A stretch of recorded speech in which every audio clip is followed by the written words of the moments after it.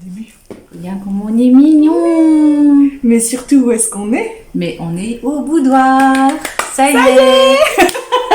Après un an.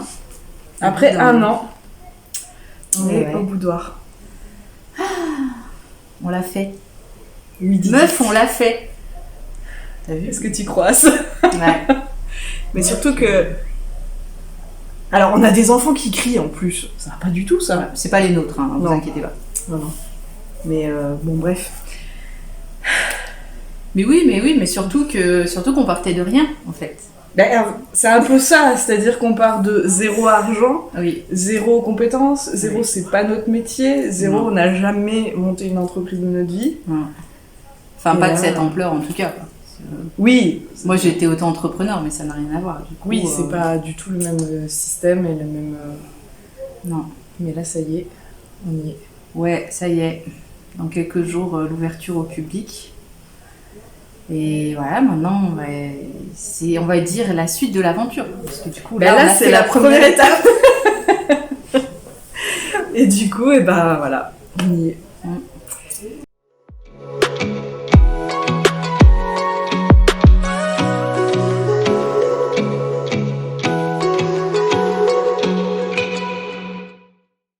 Du coup, bonjour à tous et bonjour à toutes et bienvenue au boudoir de Miss Lovelace.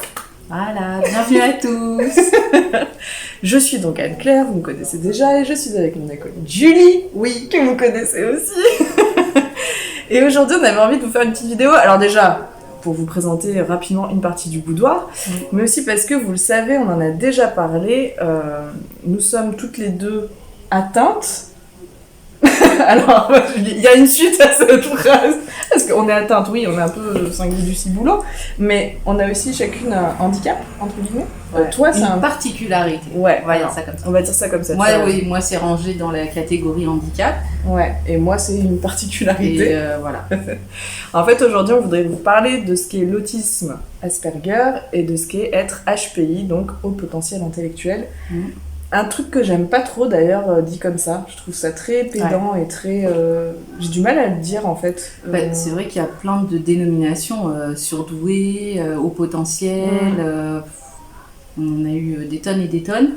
Après, il y a eu la distinction HPI et HPE. Ouais, le potentiel émotionnel. Ouais. Alors, attends, juste pour expliquer du coup, pour que vous compreniez, donc Julie est autiste Asperger et HPI. Ouais, moi j'ai la chance, je cumule.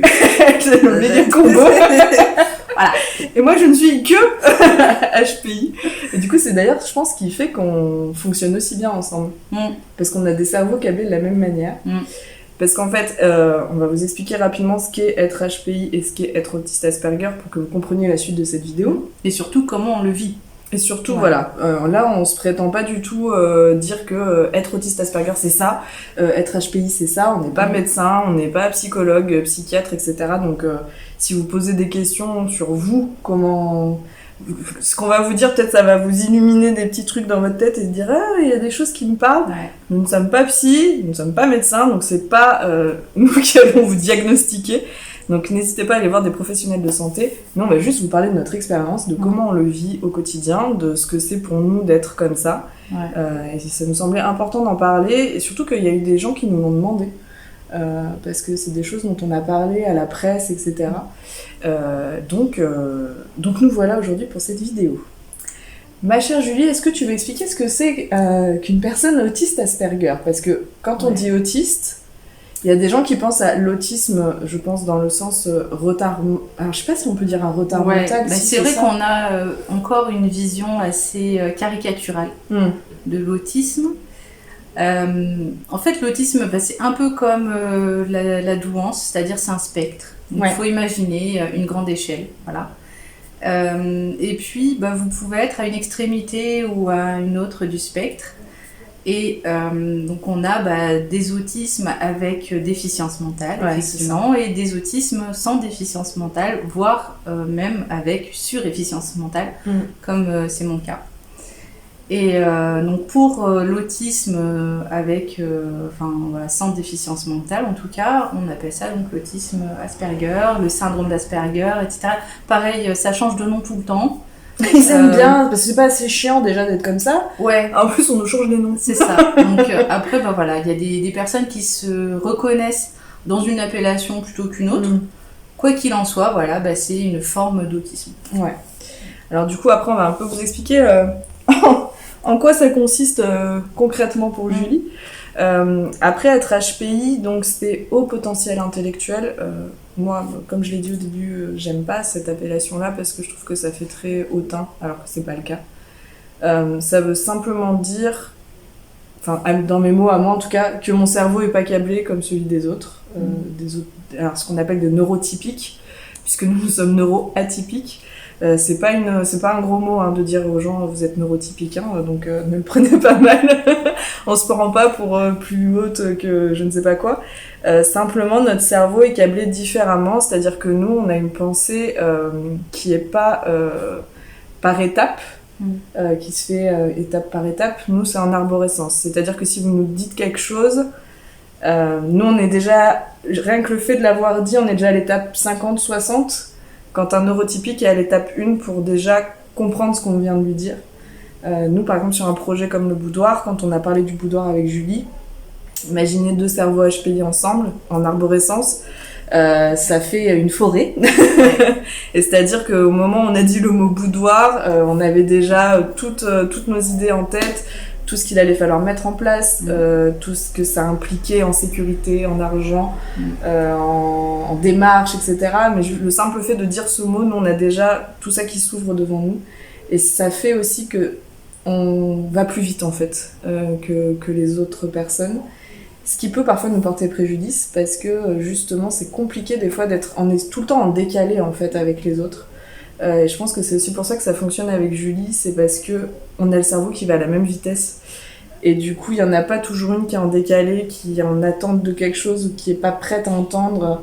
En fait, on fonctionne de la même manière et je pense que c'est pour ça que ça marche. Je sais pas ce que t'en penses, toi, là-dessus. Ouais, oui. Et puis, de toute façon, dans les examens IRM là, que maintenant ils arrivent à faire, ils ont remarqué ça, qu'il y avait vraiment une vitesse de transmission des informations plus importante, du coup, entre les axiomes et les neurones des cerveaux HPI que dans un cerveau dit normal.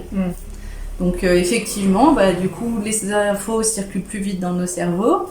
On fait plein d'associations d'idées. Ouais, c'est ça aussi, c'est vrai. Et forcément, on se retrouve souvent en décalage parce qu'on va trop vite. On a une intensité aussi qui est un peu hors norme, quoi. Enfin, un peu plus haute du coup que la plupart des gens. Et ça peut être un peu compliqué. Ouais.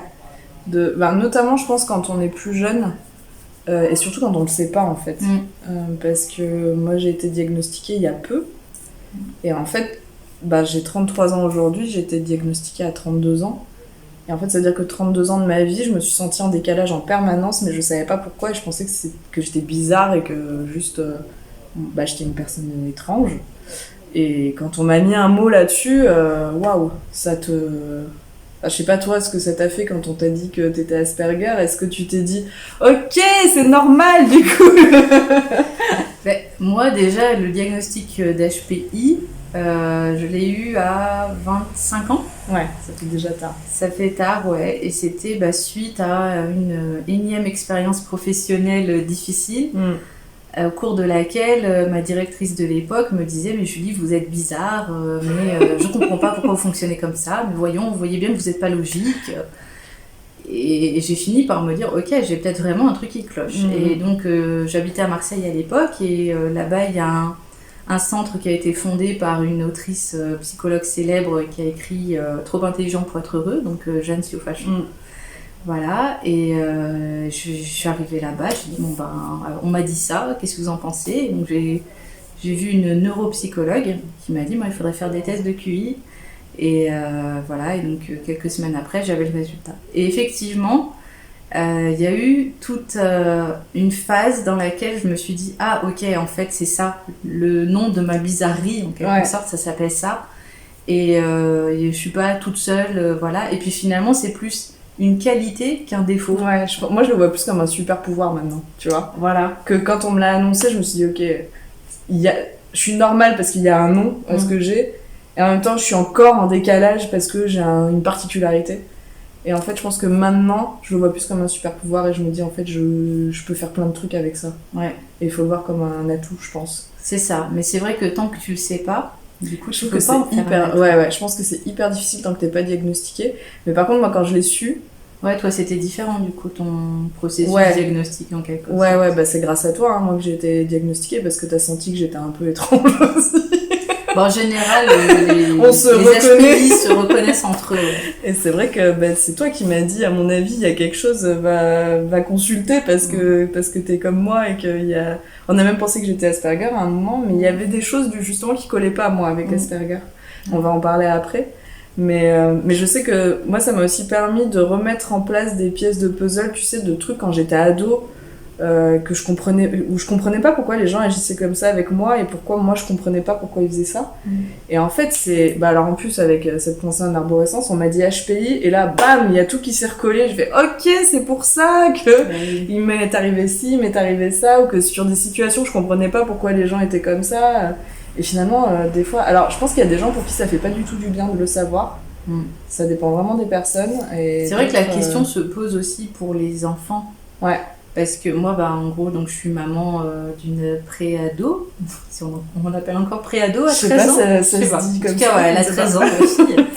Et HPI aussi, mais je le sais parce que dans son comportement, c'est évident. Mais du coup, je lui ai pas fait encore passer de test officiel. Et c'est vrai que j'hésite à le faire parce que j'ai peur qu'elle le prenne comme quelque chose où elle devienne arrogante en fait et elle se sente supérieure aux autres et qu'elle devienne un peu méprisante vis-à-vis de ses autres camarades et tout, et se dire oui eux ils sont nuls, c'est du neurotypique où là ça peut devenir une insulte dans la bouche de quelqu'un. Voilà, c'est ça. Donc je me dis je sais pas, c'est compliqué, mais je pense que nous en tant qu'adultes du coup on a assez de recul effectivement pour l'accepter et pour le comprendre. En tout cas, en ce qui nous concerne toutes les deux, parce que je connais des gens qui ont du mal à l'accepter. Mais je comprends que tu doutes un peu de est-ce qu'il faut le faire ou pas. Après, elle a aussi la chance de t'avoir toi, qui sait ce que c'est que de vivre comme ça. Voilà, donc moi je lui en parle. Il y a plein de... Même sans forcément mettre le mot, l'étiquette dessus. Oui. Parce que c'est ça aussi. Oui, c'est se mettre dans une case, en fait. Voilà, exactement. C'est que ça enferme. Il y a eu, typiquement, même moi, dans mon parcours, quand j'ai eu le diagnostic HPI, mon premier réflexe a été d'acheter le livre Trop intelligent pour être heureux, et puis ensuite d'aller sur des groupes Facebook. Et là tu te retrouves un peu entre pairs, donc ça fait du bien, tu te dis ok, on est en gros nous contre le reste du monde et tout, et il y a un moment où faut en sortir. En fait il faut arrêter de vivre dans cette bulle là, on est entre nous, on est content. Et on se complimente les uns les autres d'être si courageux, de vivre au milieu des neurotypiques. Et se dire, ok, bon, très bien, c'est la même chose que si on disait je suis blonde et j'ai les yeux verts. Bon, on va pas en faire toute une histoire. C'est ça, c'est comme ça, et on va pas y passer le réveillon, comme je dirais. Voilà, c'est ça, c'est-à-dire qu'au bout d'un moment, ok, t'as telle particularité, t'en fais quoi ? Puis faut passer, faut aller l'étape d'après en fait. C'est ok, je le sais, je suis comme ça, mais qu'est-ce que j'en fais ? C'est ça, qu'est-ce que, si tu le considères comme un don, une qualité, ok, mets-le au service de la communauté, fais quelque chose avec, tu vois.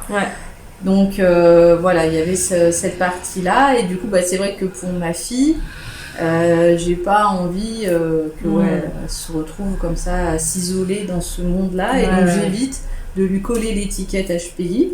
Je lui parle effectivement des difficultés qu'elle peut ressentir, le fait qu'elle se sente en décalage avec ceux de son âge, le fait qu'elle n'ait pas envie de voir des gens, qu'elle ait besoin de beaucoup de solitude, que les contacts sociaux ça la fatigue, etc.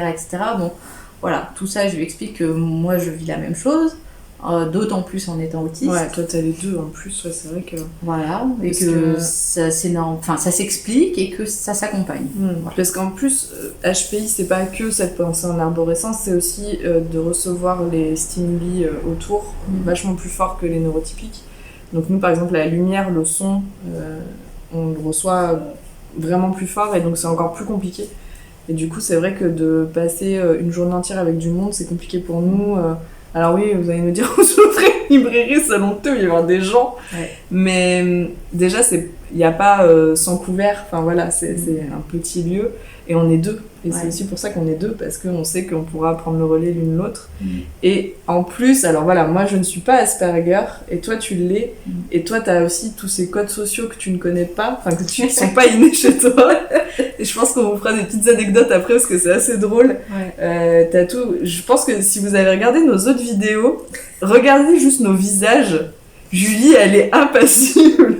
C'est-à-dire qu'elle n'exprime rien avec son visage, et moi je suis... Et Julie à côté, elle est là. Ouais. Et je m'en étais jamais rendu compte, et c'est quand j'ai regardé les vidéos, je me suis dit... Oh. Et ma cousine qui est Asperger a regardé les vidéos, elle m'a dit oh, mais Julie, ça se voit vraiment qu'elle est Asperger. Elle dit j'ai l'impression de me voir moi. Elle dit alors que toi t'es très expressive avec le visage, et toi tu es très figée, c'est pas un terme, hein. Mais oui. Mais on voit pas transparaître tes émotions ou quoi par ton visage. Et c'est très perturbant en réalité. Alors que moi, j'arrive à savoir, en fait, c'est bizarre. Bah parce que tu me pratiques depuis déjà 3 ans je te connais au quotidien. C'est vrai. Parce que quand je regarde les vidéos, des fois, je me dis, j'ai l'impression qu'elle en a rien à foutre de ce que je suis en train de dire. C'est clairement ce qu'elle se dit, d'ailleurs. Mais des fois, oui. Alors voilà, alors ça, vous allez voir, être avec quelqu'un qui est d'Asperger, c'est quelqu'un qui n'a pas de filtre. Oui, voilà. Oui. Mais voilà, donc, sur le côté Asperger, t'as vraiment, toi, ces codes sociaux que tu n'as pas, en fait, qui sont pas innés pour toi. T'as tout ce côté sans filtre, en fait, ça fait partie des codes sociaux, finalement, parce que tu peux pas dire aux gens... Enfin, normalement, hein. Tu peux pas voir quelqu'un et lui dire quelqu'un que tu ne connais pas et lui dire je sais pas ce que tu peux, enfin, ou ce truc là comme tu disais au boulot où toi tu comprenais pas qu'il fallait passer, qu'il y avait une hiérarchie. Ah ouais, c'est chiant ça. Tu t'es dit pourquoi je peux pas aller voir le big boss en fait. Mais carrément. Ah bah oui. C'est-à-dire que moi, si je veux envoyer un mail au président de l'université, il me répond pas, bon bah déjà passer par la secrétaire du cabinet de je sais pas quoi. Oui. Je vois pas l'intérêt du tout. Et puis en plus, si le mec me répond pas, je vais toquer à son bureau en fait. Je m'embarrasse pas de voilà, du protocole. Alors, c'est aussi des choses parce qu'avec Julie, on a travaillé 3 ans ensemble avant d'ouvrir le boudoir. Et quand elle envoyait des mails, elle me disait est-ce que tu peux me dire si ce que je dis est pas trop au cash, quoi. Ouais, c'est ça. C'est politiquement correct. Et même parfois, elle envoie des mails encore aujourd'hui, elle me dit merde, j'ai oublié de dire bonjour. Oui. Parce qu'en fait, elle a pas le temps de passer par tous ces trucs-là. Je vais droit au but, en fait. C'est ça. C'est le bonjour, le cordialement, tout ça. Ouais. Alors que c'est pas que t'es impoli, mais c'est juste que pour toi, on n'a pas de temps à perdre là-dessus, quoi. C'est ça. Ouais, et puis bah oui, ça c'est sûr. Bah du coup, donc pour les diagnostics d'autisme, donc en fait, oui, c'est différent. Voilà, une fois que j'ai eu mon diagnostic HPI, je me suis dit bon, ok, ça explique certaines choses de ma vie, mais ça explique pas tout. Ouais. Et notamment, là, j'avais des soucis dans ma vie sentimentale, où mon compagnon de l'époque, à chaque fois, il me disait mais c'est pas normal, telle attitude que t'as, mais je comprends pas que tu comprennes pas que je puisse penser ça. Mais comment ça se fait que t'aies pas imaginé que ça me ferait du mal si tu faisais ça comme ça, si tu disais ça, gna. Moi j'étais là et je me disais mais j'ai pas de mauvaises intentions et ça me mettait super mal quoi, au point vraiment où j'étais au bord du gouffre avec des pensées suicidaires et tout parce que ça va loin. Ah ouais, c'est allé très loin parce que je me disais bah, si ce mec là qui me connaît depuis plusieurs années il comprend pas mes intentions et il se méprend à ce point sur moi, ça veut dire que personne ne me comprendra jamais en fait sur cette planète. Et tu te dis quelqu'un qui me connaît pas il va de suite me juger comme étant quelqu'un d'inadapté complètement. Exactement. Et donc je me suis dit bon il y a un truc qui va pas autour de ces histoires de codes sociaux, de mauvaises interprétations, de tout ça. Et donc j'ai commencé à fouiller sur internet, à lire des trucs et tout, et puis je me suis reconnue dans ce qu'était le syndrome d'Asperger. Et donc là, rebelote, redémarche diagnostic, parce que j'avais besoin d'avoir une caution, tu vois, de me sentir légitime à parler de ça et d'avoir un avis de professionnel. Mais d'autant qu'en plus, HPI, c'est pas considéré comme un handicap, c'est une particularité. Ouais. Enfin, tu peux pas avoir une RQTH, une reconnaissance de travailleur handicapé en étant HPI. Ouais. Alors que Asperger, l'autisme, c'est reconnu comme un handicap. Et du coup, je m'étais dit, bon, bah, il faut que je sache, en fait. Et à la rigueur, ok, si j'ai une particularité supplémentaire, une étiquette supplémentaire, bah, allons-y et assumons-la jusqu'au bout. Parce que finalement, c'est beaucoup plus difficile de faire semblant d'être normal. Ouais. Parce que les gens s'attendent de toi que tu agisses comme quelqu'un de normal. Et que tu t'adaptes à ça. Ouais. Alors que si tu viens et que tu dis ok, moi je suis HPI et je suis autiste, donc en fait il y a des choses sur lesquelles forcément je vais faire des impairs. Forcément je vais devoir mettre mes écouteurs pour travailler toute la journée parce que dans mon bureau on est en open space et voilà. Il y a un moment où je vais en avoir ras-le-bol d'être enfermée entre quatre murs, je vais aller travailler avec mon ordi sur un banc dans le jardin. Tous ces trucs là ils peuvent l'entendre si tu leur expliquais au préalable que tu étais différente. Mais si tu leur dis rien et que d'un coup tu dis à ton chef est-ce que je peux aller travailler sur le banc, il va te regarder bizarrement, il va dire bah non madame à la trâche, vous pouvez pas. Et donc voilà, donc j'ai fait ce parcours diagnostique avec une neuropsy spécialisée dans l'autisme à Toulouse du coup. Et pareil, qui m'a dit oui, effectivement vous êtes autiste Asperger. Et ça m'a permis d'avoir en fait toutes les clés.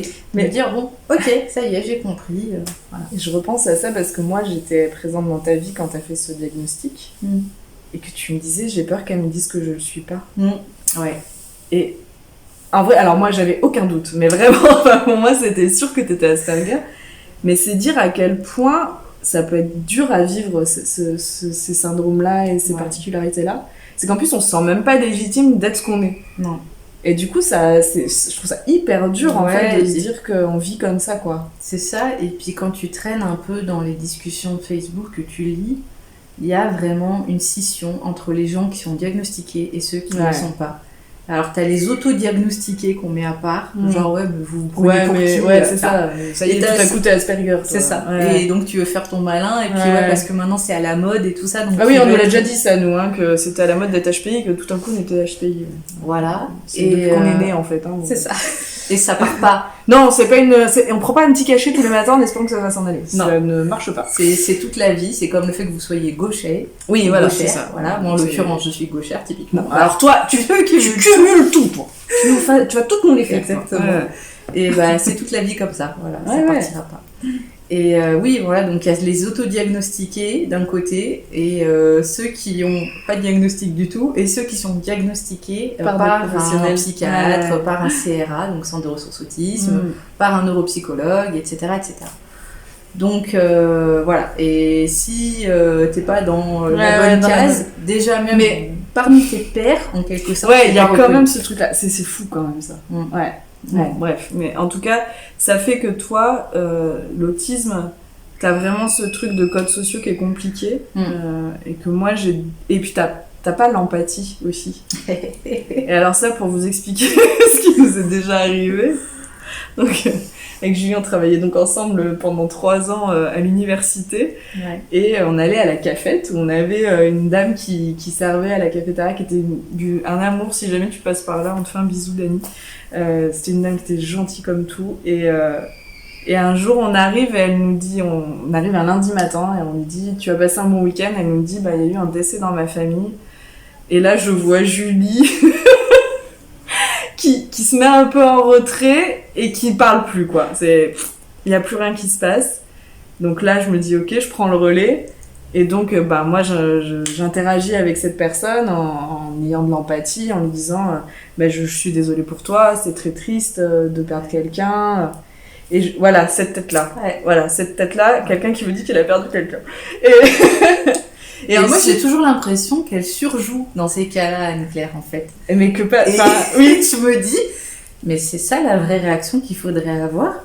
Et en fait, c'était pareil au boulot avec notre chef, tu sais, qui elle était vachement dans l'empathie, et quand je la voyais faire, j'avais l'impression d'assister à un cours et une démonstration en gros, et je me disais mais c'est cette réaction, mais je pourrais pas en fait, parce que même si, oui, je comprends, mais bon, elle était vieille, elle est morte. Voilà, alors ça, c'est la réaction de Julie, parce qu'après on en a parlé, je t'ai demandé pourquoi toi, vraiment, ça te touchait pas, et tu m'as dit, de toute façon, on va tous mourir. Enfin, oui, et mourir, c'est pas grave. Ouais, ça fait partie de la vie, alors, oui. Mais du coup, en société, c'est difficile, quelqu'un qui vous fait part d'un deuil, lui dire, il est mort, quoi. En vrai, oui, t'as raison, mais les codes sociaux veulent que tu aies un peu d'empathie avec cette personne, et mais même pour d'autres choses. Mais ça, alors, ce jour-là, tu m'as scié, quoi. Et Par contre, du coup, c'est rigolo parce que il y a d'autres situations qu'on a vécues comme ça où j'ai senti. Mais elle a vraiment un moment où son visage se ferme, elle se met en retrait. Et je sais qu'il faut que je prenne le relais. Ouais. Et c'est. Alors après, je le sens maintenant, je sais quand tu vas faire ça. Mais du coup. Avec les histoires de deuil, il faut pas. Ouais, si vous voulez être consolé, c'est pas par moi en fait. Ouais, voilà, du coup. Mais Ouais. pour autant, t'as quand même l'écoute et tout ça, t'es capable d'écouter les gens, mais t'as pas cette empathie-là de. Non. Non, mais j'ai beaucoup de mal à imaginer ce que les autres peuvent ressentir. Ouais, c'est ça en fait. Et c'était voilà, un de mes problèmes en couple et même avec mes parents. Hein. Combien de fois mes parents m'ont reproché, même me reprochent encore d'être quelqu'un d'indifférent. Parce que ils me parlent de leurs soucis, donc là ils vieillissent, donc il y a toutes les angoisses vis-à-vis de la mort, de la vieillesse et tout ça. Et enfin. On va tous crever quoi. Donc, ouais, c'est-à-dire que je me sens démunie et j'ai l'impression que ça sera des banalités ce que je vais sortir. Ouais, en fait. tu penses pas enfin, c'est pas que tu le penses pas vraiment, mais c'est que oui, t'as pas cette empathie ouais, en fait. Pour moi, si j'ai pas de solution à t'apporter, je peux rien dire, tu vois. En fait, voilà. C'est pour ça que on dit de moi que je suis une bonne coach, mais par contre, j'ai jamais voulu être psychologue parce que écouter les gens raconter leurs problèmes et pleurer, j'arrivais pas. Mais si on vient me voir en me disant voilà, j'ai telle difficulté dans ma vie, je vais arriver à tel objectif, aidez-moi à faire le chemin, là pas de souci. Mais oui, mais parce que ton cerveau est câblé pour trouver une solution. C'est ça. Mais en revanche, juste pour consoler entre guillemets, bah t'es pas câblé pour ça quoi. Non. Et c'est vrai que c'est compliqué parce que il y a plein de choses aussi que je peux dire et je me rends pas compte de l'impact que ça va avoir sur l'autre. Et je peux avoir des paroles du coup qui blessent. Oui, sans t'en rendre compte. Pour moi, c'est pas vraiment le cas et c'est pas mal intentionné. Mais en face, c'est pris comme des uppercuts. Bah, d'autant que peu importe que tu sois autiste, HPI ou quoi que ce soit, déjà la communication entre êtres humains elle est compliquée. Il y a, je sais plus, il y a un principe, c'est déjà ce que toi tu penses, ce que tu dis, ce que l'autre reçoit et ce qu'il entend, ce qu'il retient. Quoi. Enfin, donc, et si en plus t'as une particularité, bah ça biaise encore plus le schéma. Quoi. Donc, toi, heureusement que tu me connais, parce que le nombre de trucs que tu te prends dans la figure, des fois... Alors il faut que je vous dise aussi, un jour je vais faire un shooting photo, et je dis à Julie, je mets cette robe, je sais plus, je lui parle de mes vêtements. Je crois que j'ai peur qu'elle me boudine cette robe. Ouais, je lui dis, est-ce que tu penses que je mets ça? Elle me dit, de toute façon tu seras photoshopée. Et là, moi je ris, parce que je la connais, mais je t'aurais pas connue, je me serais dit, ok, donc elle me dit que de toute façon je suis grosse, et que je serai photoshopée, qu'il n'y a pas de souci. Et combien de fois tu m'as fait des actions comme ça? Je t'en ai fait une sur le chirurgien aussi, pour la mutuelle. Ah oui, elle m'a dit, de toute façon, si tu veux faire de la chirurgie esthétique, un jour, bah tu prendras une autre mutuelle. Mais qui dit ça? Mais ouais, mais pour moi... Mais en plus, c'est même pas genre pour faire une vanne. Non, c'est que je le pense. Tu penses vraiment? Je le pense vraiment, mais parce qu'en fait, je me dis pas, Anne-Claire a besoin de photoshopage. Je me dis... Il y a des gens qui, dans leur tête, se trouvent grosses, même quand elles le sont pas. Ouais. Et que, donc, de toute façon, il existe une solution. C'est toujours cette histoire de, la solution, c'est ça. Et c'est Photoshop. C'est la manière de faire qui est hyper violente. Genre, ça tire à balles réelles. La meuf, elle te dit, de toute façon, tu seras Photoshopé. Voilà, c'est pas grave. Si ça te plaît pas, t'as avec Photoshop. Et puis, basta, écoute, c'est pas grave. Tu te trouves boudiné, bon, bah. En fait, voilà, c'est que c'est pas... Pour moi, la discussion, elle porte pas sur le fait que oui, t'es boudiné ou non, t'es boudiné. Elle porte sur la perception que toi, t'as de toi-même. Oui. Donc, si toi-même, ça te plaît pas, t'as Photoshop. Au même titre que si toi-même, tu te trouves grosse, va chez un chirurgien esthétique. Tu vois? Non, mais il y a un problème, il y a une solution pour Julie. C'est jamais très compliqué. C'est ça. Mais c'est vrai que quelqu'un qui te connaît pas, à qui tu balances un truc cash comme ça, ça peut être mal vu, quoi. Parce que moi, ça va que je te connais, effectivement. Mais... regarde notre chef. Donc, je lui avais dit, c'est parce qu'ils t'ont invité qu'ils ont appelé sa réunion élargie. Tu vois? Voilà. Elle l'avait pas bien pris. Non. Mais c'est parce que... non, c'est vrai qu'elle l'avait pas. C'est parce que moi, je disais pas ça par rapport à son physique. En plus, il y a les films comme ça, notre chef de l'époque. Mais c'était parce que, justement, c'était une invitée supplémentaire. Et que c'était la première fois qu'elle allait assister à cette réunion. Du coup, je l'avais appelée réunion de service élargie. Mais c'est là aussi où tu vois qu'on réfléchit pas de la même manière. C'est-à-dire que toi, tu l'as pas dit pour faire une vanne ou quoi, mais elle l'a pris comme ça. Et... Ouais. Ouais. Oui, il y a une espèce de blanc direct, très gênant. Mais là, tu te dis, merde, je vais te dire une connerie peut-être. Bah ouais. Et puis, enfin, ma fille qui me côtoie au quotidien, pareil, elle en a plein. Et oui, et puis être maman autiste, c'est aussi une particularité plus.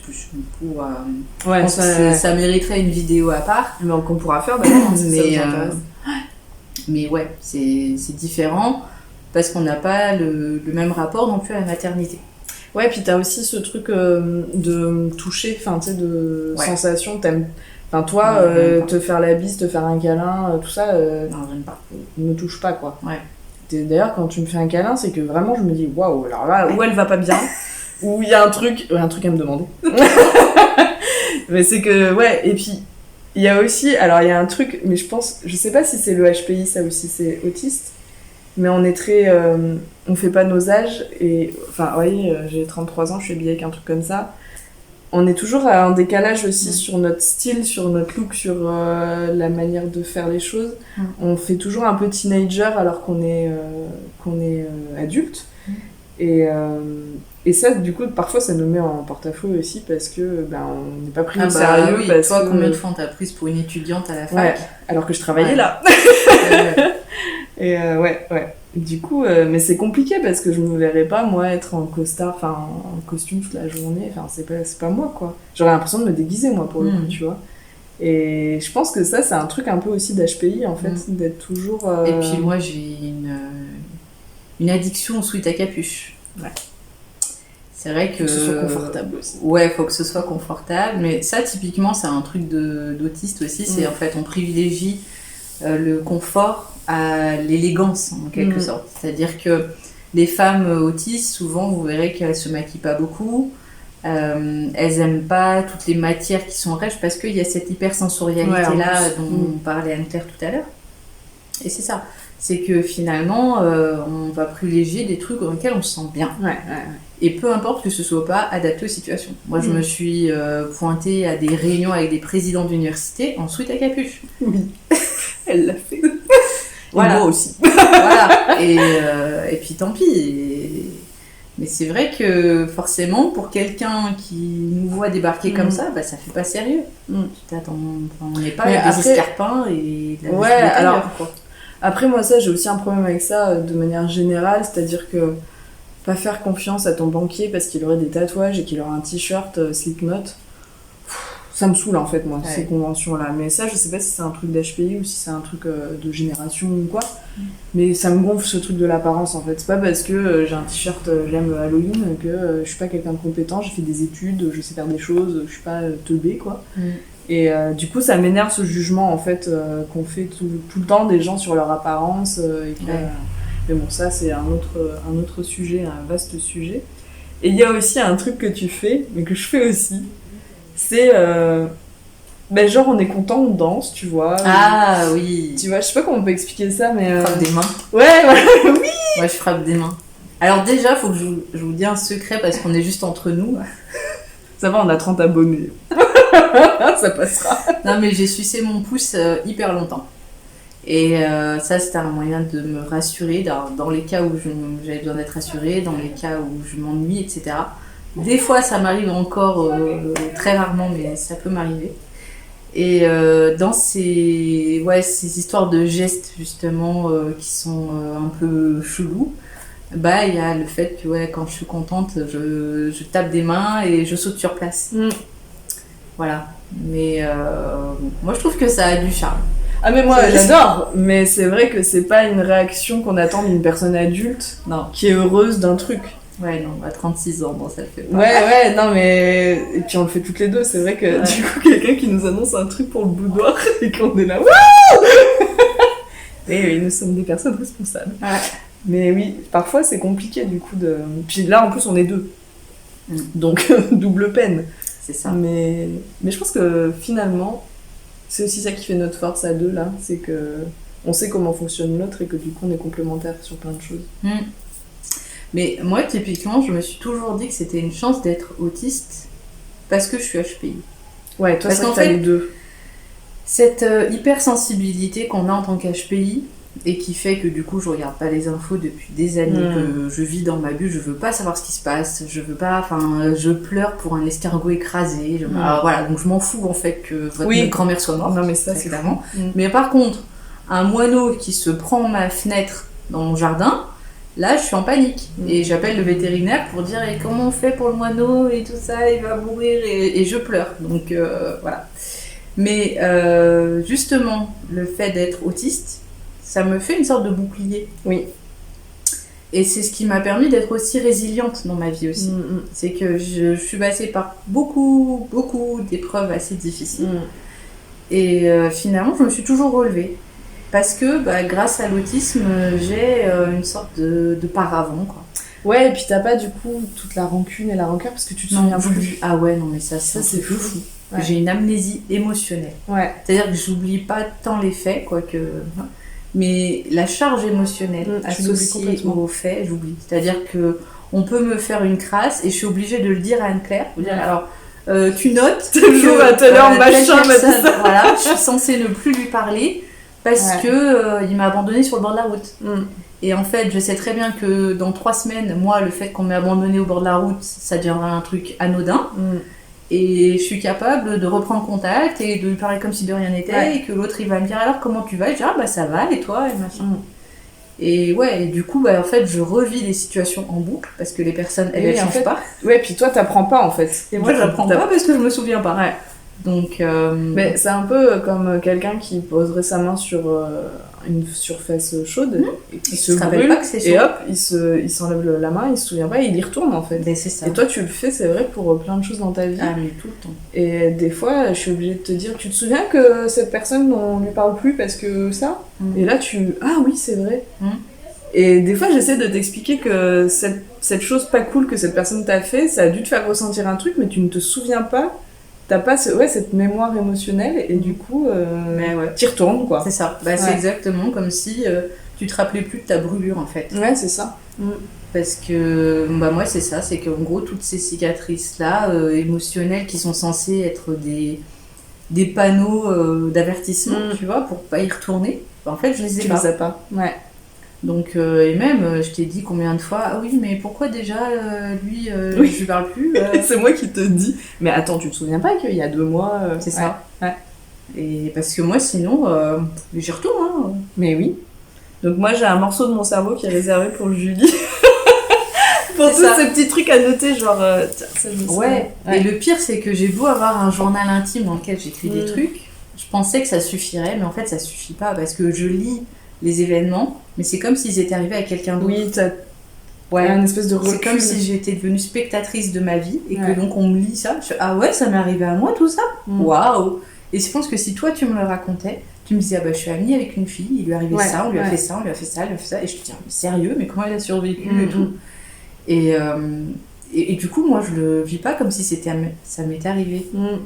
Et résultat, alors l'avantage c'est que je suis pas rancunière. Mais voilà, du coup, tu avances autrement toi dans la vie parce que rien ne t'arrête presque. Ouais. Parce qu'en fait, je pense que c'est bien et c'est pas bien parce que justement, du coup, t'apprends pas de ça. Donc tu peux te remettre dans les mêmes situations. Ouais. Et en même temps, ça t'empêche pas d'avancer. C'est ce qui fait qu'on dit que je suis très naïve, du coup. C'est que moi je pars du principe déjà que les gens sont foncièrement bons. Alors voilà. Voilà. Et que ce qui les rend mauvais, c'est le fait qu'ils souffrent. Donc déjà, mon présupposé de base, c'est ça. Et puis ensuite, vu que même si on fait des trucs pas cool, j'oublie. Bon, il faut continuer à accorder ma confiance tout le temps. Et à chaque fois, je suis déçue, mais non, fallait pas. Et puis 3 mois plus tard, la personne revient. Tu réaccordes de nouveau ta confiance. Et puis, t'es de nouveau déçue. Mais je pense qu'en plus, du coup, tu peux être la cible de personnes mal intentionnées parce que quelqu'un qui a compris ça, tu vois, ça peut être dangereux, qui est un peu manipulateur, du coup, il s'en donne à cœur joie. Ouais, parce qu'il sait que tu vas oublier, il ou elle sait que tu vas oublier et du coup, on se dit, je peux recommencer de toute façon. Donc, je pense que pour des personnes qui sont pas entourées, ça peut devenir compliqué, quoi. Ouais. C'est pour ça que t'es mon genre de confiance, tu sais. Comme sur Facebook, là, t'es la personne de confiance à qui on donne ses coordonnées si je meurs. C'est c'est mignon. Quelle déclaration d'amour. Voilà. Est-ce que tu voulais ajouter autre chose à ce sujet? On pourra refaire une vidéo là-dessus, parce que je pense qu'on a encore plein de trucs à raconter. Mais... Ouais, bah du coup, on n'a pas parlé de cette histoire d'intérêt restreint. Ah oui, alors ça. Qui fait que c'est un point commun finalement entre l'HPI et l'autisme. C'est vrai qu'on a toutes les deux ça. Et ce qui nous a mené au boudoir, mine de rien, notre intérêt restreint. Non mais alors ça c'est assez incroyable. Parce que moi quand on m'a expliqué ça a été tellement révélateur, tu vois. Genre. Mais c'est pour ça. L'intérêt restreint, c'est quand vous avez un intérêt pour quelque chose, mais ça peut être n'importe quoi. C'est-à-dire les papillons de Colombie, ça peut être... les plans de métro. Le plan de métro, ça peut être... Enfin, moi, ça a été un moment de peindre sur des vestes, j'en ai fait une boutique et tout. Et en fait, restreint parce que vous ne pensez qu'à ça. Et c'est-à-dire que vous pouvez faire ça toute la journée, oublier de manger, de vous doucher, d'aller faire des courses, d'aller aux toilettes, parce que en fait, vous êtes tellement sur votre truc que vous pensez même pas à aller pisser, quoi. Et ça peut durer quelques mois, et puis après ça vous passe. Et ça, alors ça a un côté génial quand on est créatif parce que du coup, ben, c'est comment on dit, c'est en ébullition tout le temps. Et en même temps, c'est intense, éprouvant. Et puis c'est pas des rythmes qui sont compatibles avec la vie dans laquelle on est dans la société. C'est-à-dire que on peut être enfermé pendant 4 jours à penser qu'à ça et à faire que ça, des recherches là-dessus, ou créer des trucs, ou machin. Et en fait, la société a dit qu'il faut aller travailler à un moment. Et qu'il faut manger à heure fixe. Ouais. Du coup, 5 fruits et légumes par jour. Mais du coup, ouais, l'intérêt restreint, c'est... Moi, je trouve que c'est dur à vivre des fois, en fait. C'est un côté génial parce que du coup, il y a un truc qui t'intéresse vraiment et ça t'anime vachement. Et en même temps... c'est éprouvant et tu sais que c'est un intérêt restreint en plus. Donc tu sais qu'à un moment ça va s'arrêter. Et finalement tu te dis j'en profite tant que je l'ai parce que... ouais. C'est ça. Et du coup c'est vrai que pour des gros projets comme on est en train de faire, ben... c'est un peu un pari. Ouais, c'est de se dire est-ce qu'on va toujours avoir envie de faire ça dans quelques temps ou est-ce que... Ouais, je pense que c'est un peu plus qu'un intérêt restreint parce qu'on serait pas arrivé jusque là. Mais c'est vrai que ces trucs d'intérêt restreint c'est... Bah, disons que là, c'est vrai que nous, on en fait une force parce qu'on a cette passion pour la lecture. Et moi, je l'ai depuis toute petite. Ouais, ma mère, elle me laissait dans les rayons livres de Leclerc ou Carrefour pendant qu'elle allait faire ses courses. Elle m'amenait à la bibliothèque, j'étais dans mon élément. Les librairies, même chose. Enfin voilà, vu que j'étais une gamine très solitaire, pour le coup, la lecture, c'était mon échappatoire et tout ça. Et ouais, j'ai passé énormément de temps à lire et pendant très très très très très longtemps, je crois que ça doit faire peut-être seulement 2 ans que je lis des romans. Je voulais lire que des livres dans lesquels on apprend des choses. C'est-à-dire en gros que des essais. Donc j'ai lu que des essais de sciences, de philo, de spiritualité, tout ça. Et puis bah, là, le fait qu'on ait pensé à cette idée de boudoir, de créer une librairie salon de thé, c'était finalement se dire ok, bah, on a cette passion commune, on passe toutes nos pauses déj chez Gilbert à Toulouse à aller chiner des bouquins d'occasion. Et ben créons-en une nous aussi et créons le lieu qu'on aimerait fréquenter. Donc c'est là où je me dis bon, c'est un peu un message d'espoir. De se dire que finalement, bah, nos parcours professionnels nous ont pas permis de nous épanouir dans le salariat. Non, avec nos particularités, parce que c'est pas adapté, parce que les managers sont pas formés, parce que ce soit, moi j'ai bossé en start-up, j'ai bossé en association, j'ai bossé dans des PME, j'ai bossé du coup dans la fonction publique. Aucun de ces environnements n'était propice à accueillir une personne comme moi. Même comme moi. Donc. Voilà. Et du coup, bon, bah, finalement, ouais, le fait de créer son activité, avec tous les risques certes que ça comporte, mais ça peut être une solution. Ouais, ça donne un peu d'espoir parce qu'effectivement, on n'est pas si âgés que ça et on a quand même toutes les deux eu beaucoup d'expérience professionnelle. Et finalement, bah là, on a un peu l'espoir qu'on va trouver notre voie, quoi, parce que... Ah bah moi, j'en suis à mon 13e boulot, autant te dire. Ouais, moi, j'ai pas compté, mais j'en ai fait pas mal aussi, et puis dans des domaines complètement différents. Ouais. Et c'est vrai qu'il y a un moment, t'as envie que... Bah ouais, et on s'ennuie vite, en fait, aussi. Ça, c'est un truc d'HPI aussi. Ah ouais, ça, l'ennui, c'est ma bête noire. Parce qu'en fait, vu que notre cerveau, en plus de l'arborescence, il tourne tout le temps. Ouais. Ça s'arrête jamais, en fait. C'est ce que tu disais, la roue du hamster. Enfin, c'est ça. En fait, il y a un hamster qui tourne en permanence dans nos têtes. Et ça s'arrête jamais, quoi. Jamais. Moi, je sais pas ce que... Quand tu sais, les gens en méditation, laisser passer les pensées, c'est des nuages. Mais pourquoi? Enfin, non, c'est impossible. Alors ça, si vous êtes prof de méditation, comment c'est possible? Parce que vraiment... Ce truc-là, de laisser passer, mais je peux pas faire ça. Enfin, mon cerveau, là, je suis déjà en train de penser à d'autres trucs. Je peux pas m'arrêter de penser. Enfin, c'est impossible. Et je pense que même les neurotypiques, ils peuvent pas. Tu peux pas mettre ton cerveau en pause. Je pense que c'est compliqué, quoi. Et je pense que c'est d'autant plus compliqué quand t'as HPI, que ton cerveau, il tourne en permanence. Et c'est pour ça aussi qu'on a 1000 idées à la minute, que des fois, c'est fatigant. Ah bah oui. Bah c'est ce qui fait la fatigabilité aussi plus importante des profils comme les nôtres. C'est sûr. Ouais. Oui, parce que ça s'arrête jamais, quoi. Est-ce que tu voulais ajouter autre chose, ma chère Julie? Ah, il y a un dernier petit point. On va pas y arriver. Non, mais parce que là sur l'autisme, je me dis c'est important. Mais oui, mais si bien jamais, sûr. Vas-y. Non, mais si jamais vous posez des questions pour vous et tout ça, c'est la gestion de l'implicite.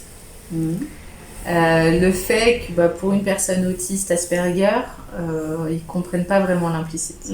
Il faut dire les choses de manière explicite. Et moi, ça m'a porté préjudice plusieurs fois.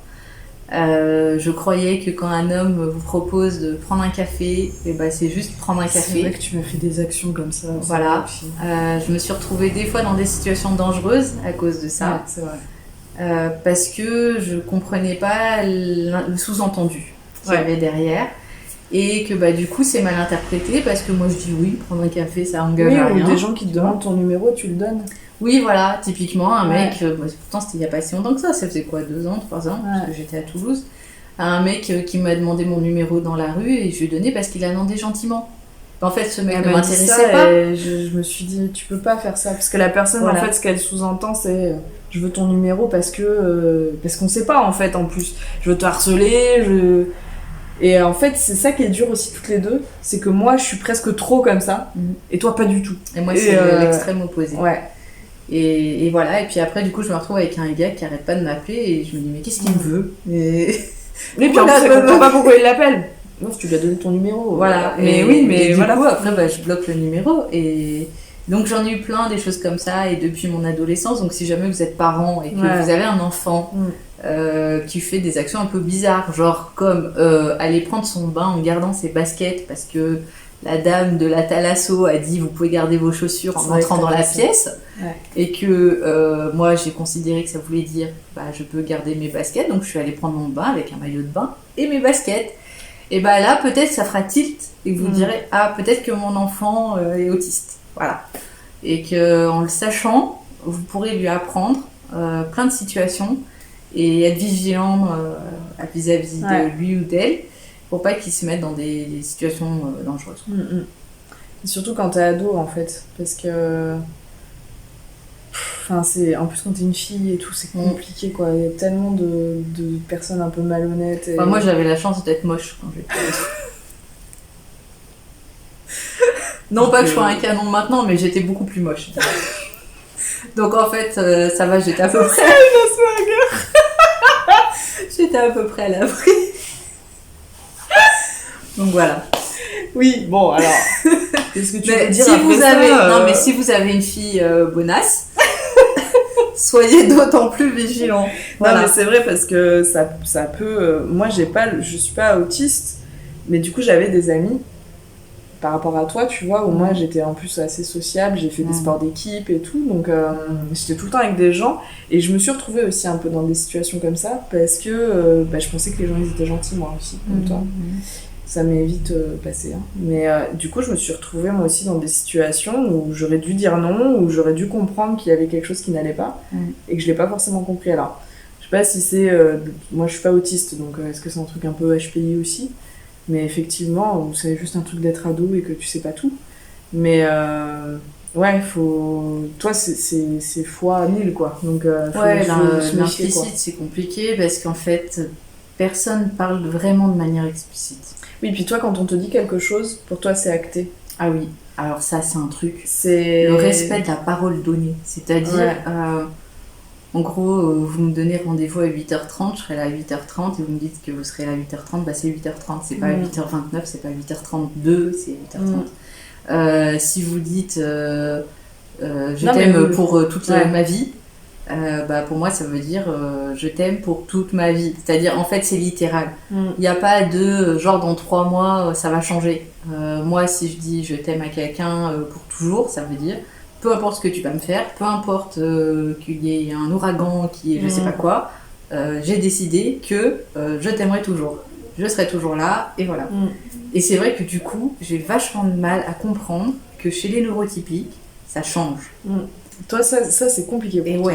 Et ça me met tout le temps dans des tourments intérieurs et tout.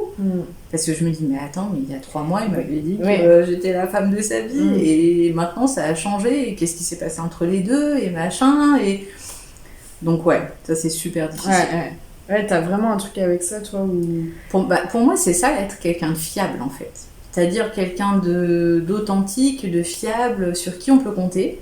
C'est quelqu'un qui, quand il te dit quelque chose, il le fait et il croit en ce qu'il dit. Enfin, tu vois. Ouais, mais du coup, de penser comme ça, tu prends pas en compte qu'il y a d'autres paramètres. Bah non. Que ce que dit la personne. Bah non. Et en fait, puis en plus, toi, c'est pas forcément des trucs qui ont été dit il y a 3 mois. Toi, ça peut être des trucs qui t'ont été dit il y a 5 ans. Ouais. Ou pour toi, on me l'a dit, donc c'est comme ça. Ouais. Et en fait, ton cerveau prend pas en compte qu'il y a plein d'autres trucs qui gravitent autour et que ça peut avoir changé. Je suis vachement rigide par rapport à ça parce que moi, je m'autorise pas à changer. Donc en fait, moi, quand j'ai dit ça, bah, c'est valable tout le temps. Et voilà. Et je comprends pas puisque moi, je suis capable de tenir ce que j'ai dit sur le long terme. Pourquoi les autres ne sont pas capables? Parce qu'ils sont pas comme toi. Ouais. Et bah c'est pas cool. Mais en tout cas, je pense que ça peut. Enfin, je pense que là, cette discussion, elle est intéressante pour des gens qui nous regarderaient, qui se poseraient des questions sur eux, ou sur leurs enfants, ou sur un proche, de voir comment nous on le vit. Et effectivement, c'est des choses qui sont très marquées HPI autiste. Et du coup, on espère que ça a pu vous aider, vous éclairer un peu sur quelques situations que vous avez pu vivre. Puis n'hésitez pas, parce que du coup, on a balayé plein de situations là, sans vraiment entrer en profondeur dans chacune. Donc si vous avez des questions, quoi que ce soit, mettez un commentaire. Ouais. Et puis on vous répondra. Et puis s'il faut, on refera une vidéo parce que, à mon avis, en plus des anecdotes, on va en avoir plein d'autres. Je la sens bien, ma Julie, là, sur l'ouverture du boudoir. Ah bah ça va être sympa, on va croiser plein de clients qui vont nous raconter toutes leurs histoires et leurs misères, qui vont me voir rester impassible. Et moi, je vais venir à la rescousse. Ça va être cool. En tout cas, merci d'avoir regardé cette vidéo. N'oubliez pas de vous abonner, de mettre un petit pouce en l'air, d'aller voir nos réseaux sociaux. Ça aide toujours de mettre un petit commentaire, de liker, de partager, etc. Et du coup, nous, on ouvre samedi 11 septembre, dans une semaine. Donc si vous voulez venir nous voir, vous êtes bienvenus à Castelnaudary. Si vous avez un deuil, ne venez pas parler à Julie. C'est vers moi qu'il faut venir, vous le saurez. Vous voilà prévenu. Exactement. Et puis, un divorce non plus. Rien d'émotionnel, un licenciement non plus. En fait, vous venez me voir que si vous avez besoin qu'on vous trouve une solution. Voilà. C'est ça. Tout ce à quoi il n'y a pas de solution, c'est pas la peine de m'en parler. Voilà, c'est moi qu'il faut venir. Voilà, chacune son. Pour les mouchoirs, c'est madame. Merci pour votre attention et on vous dit à très bientôt pour une prochaine vidéo. Bye bye.